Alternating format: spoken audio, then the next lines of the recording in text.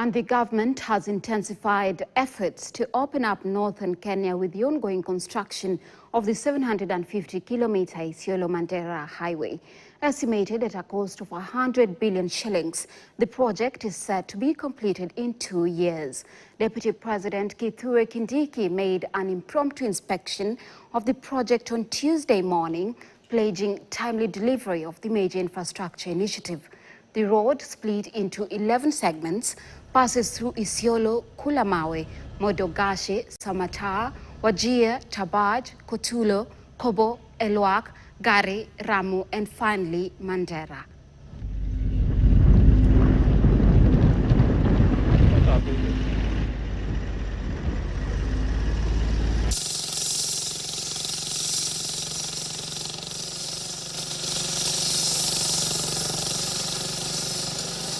Road will be built by 2027.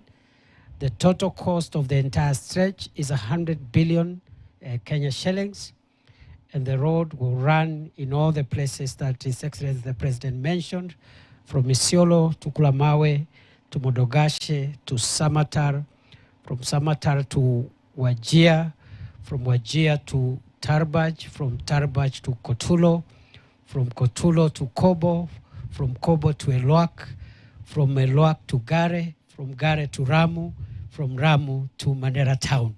749 kilometers, all those places I have mentioned. Isiolo Kulamawe section is 77 kilometers, and it will cost the government of Kenya and the World Bank, our development partner, a total of 8.3 billion Kenya shillings. And so far so good. The road is at 38% complete in this section.